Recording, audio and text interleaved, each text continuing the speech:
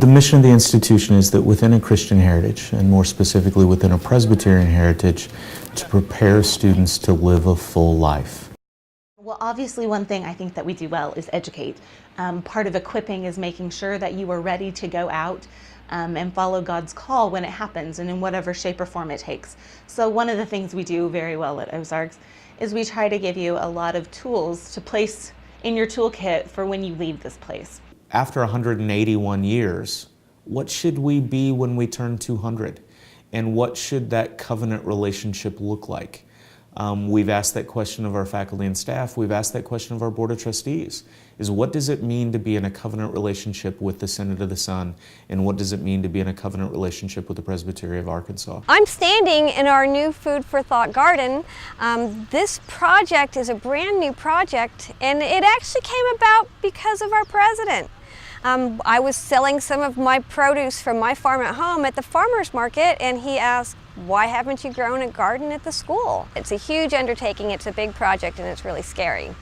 Luckily, I have some fantastic students who are working really hard and who are going to make this work.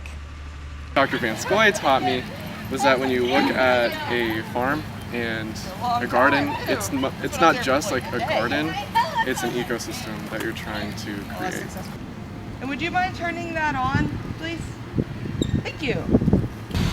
I like that I can help the earth and I give back to it to show that I appreciate it. I'm teaching a class called Sustainable Agriculture, and this is sort of the hands-on lab part of the class.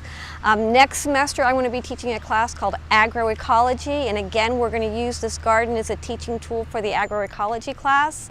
Health Sciences offers a nutrition class, and we're going to use this as part of their lab portion for nutrition, where the students are going to come out here and learn about some of the nutritional stuff that goes on here in the garden, are going to actually help in the garden. Students thought, why don't we grow food and help out at the local school? And so that's what we're doing. We chose some varieties that we thought would go home really well in a backpack. Things like cucumbers, things like green beans, things like potatoes that can take the ride home on a bus, but that also can offer nutrition. It's incredibly important that we feed the hungry.